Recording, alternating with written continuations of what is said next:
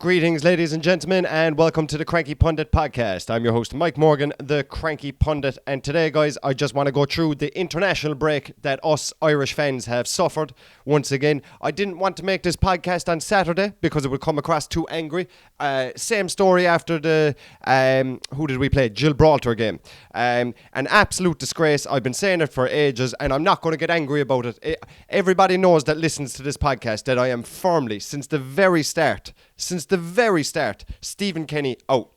I have nothing against Stephen Kenny. If I met him today, I'd probably give him a hug and say everything's okay, mate. That's all. I've nothing personal with him. It's not his fault that he's been built up by the media, given more excuses, more chances, more embarrassing, historically embarrassing nights. Like people don't talk about this. Historically, I don't need to. Everything has been well glossed over. I understand this podcast is coming out late. I wanted to absorb all the content and just go on a little bit of a rant for 10 minutes about this Irish team. First thing I want to say is Friday was the most disappointing night, and I got texts off lots of people that were Stephen Kenny in. I believe I was a bit of a scapegoat for a lot of people. Understandably, I went hard on the man, and it's not fun for me rooting against Ireland. I'm there going, when Greece are 2-1 up, I'm nearly yeah, do you know what? The faster this happens, the faster we get this man out. It's not his fault. Like I say, it's not his fault. But the people did text me. People that are firmly Stephen Kenny fans have texted me and goes, "That's it. I'm done." It was embarrassing the other night against Gibraltar as well to be 0-0 at halftime.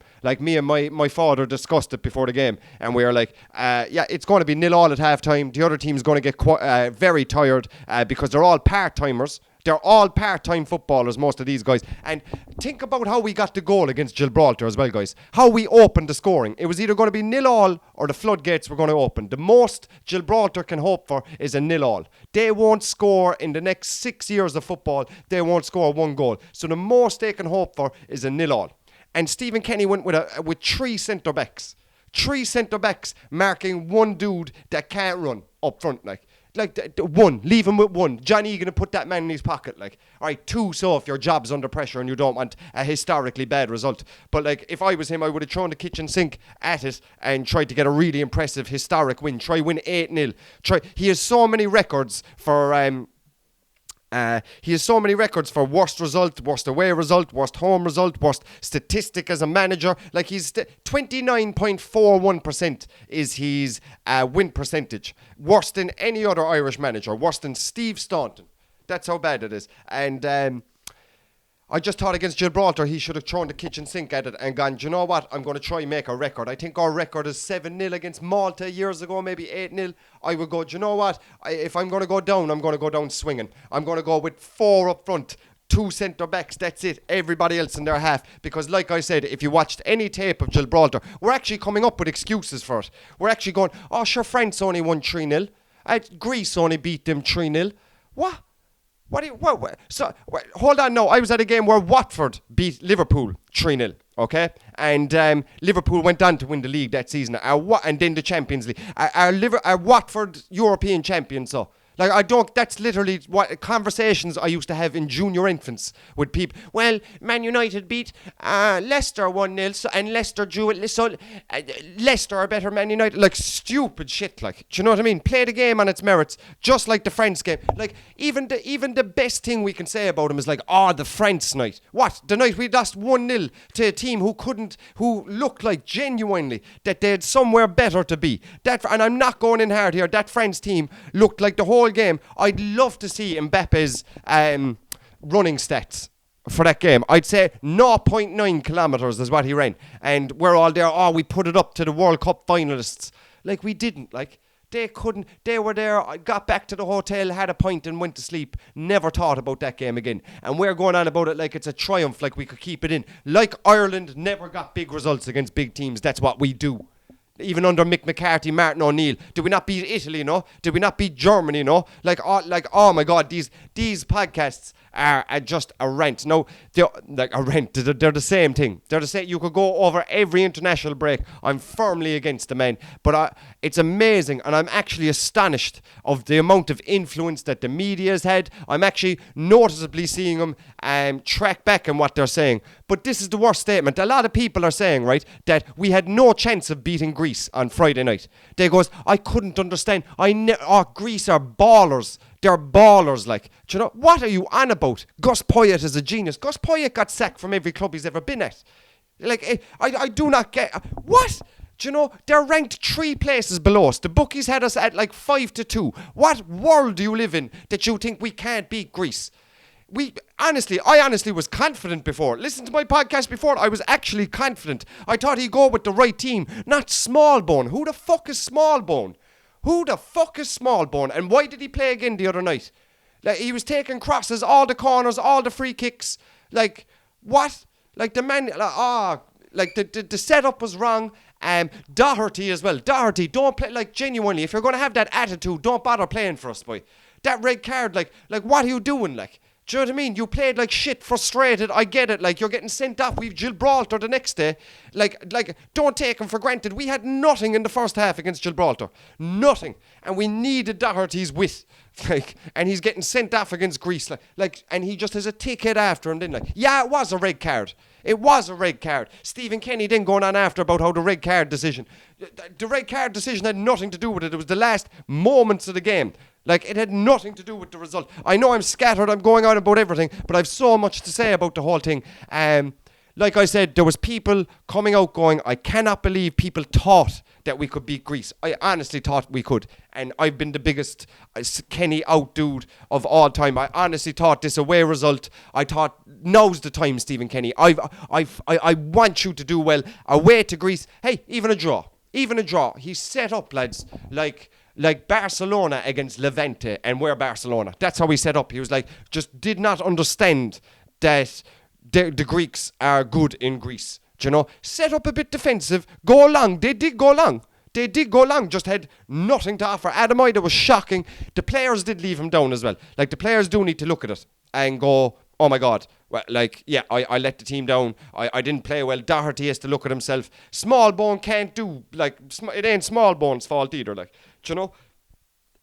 There's so much wrong with it, and the excuses we're making. Like News Talk as well, they pick and choose the quotes they take.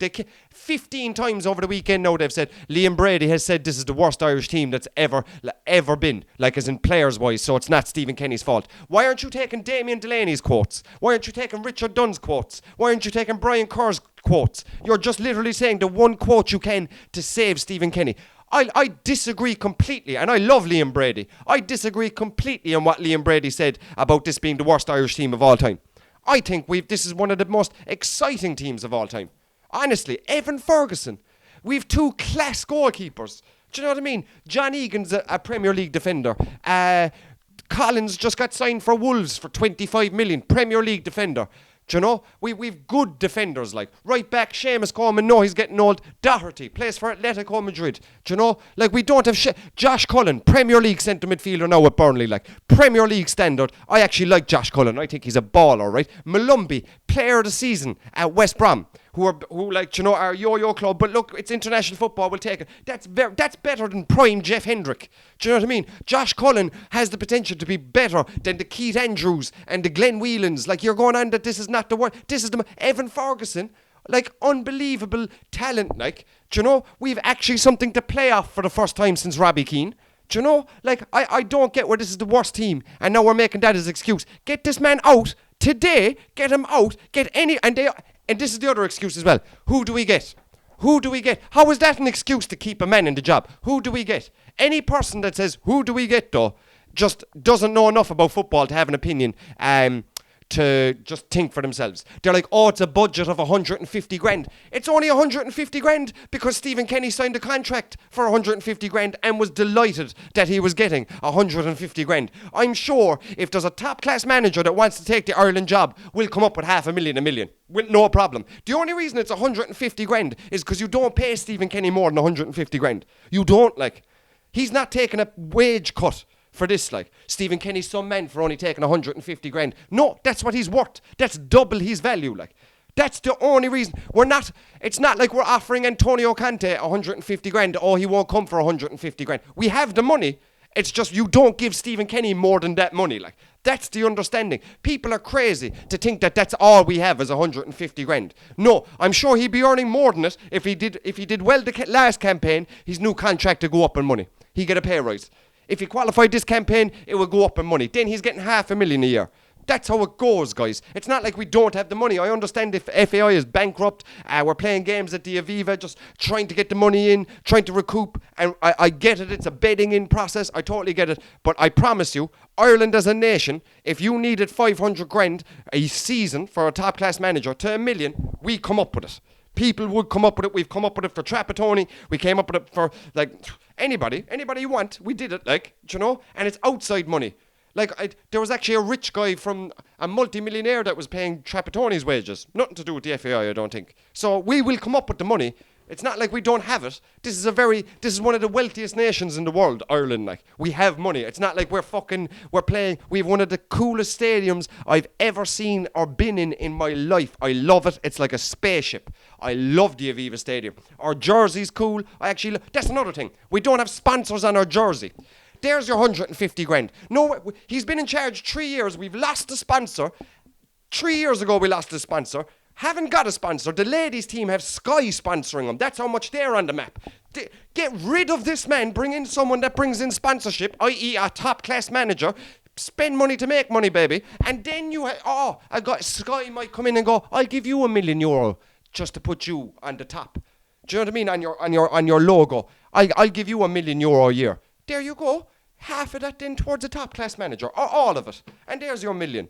Like, people are absolutely... I am astounded with the amount of influence that the Irish media, i.e. News Talk, Off the Ball, and I actually like them, to be honest. I know I'm sounding angry right now, but I actually like them. I tune in all the time. I'm only disagreeing with them, that's it. But, like, and in fairness to them, they're kind of going back on their word now, which I respect. And I respect anybody that texts me, and people have texted me saying, give them a chance still. Like... But lots of people did text me and say, yeah, get him out, you're dead right, all this kind of stuff. So I'm happy with that. But, like, so much wrong with all of that. With what they're saying. We don't have the players. We do have the players. We do have the players. I just named them all. We've loads of good players. And good players coming up. We do. Evan Ferguson is 18 years old, guys. 18. Do you know? We've a striker now. We've a top-class... the potential to be a top-class striker with us right now, and I think we're wasting it with this manager. It's not his fault. I'm not angry with Stephen Kenny personally. I'm not angry with it. I am angry with the Irish media. What the fuck am I talking about? I'm furious. People that got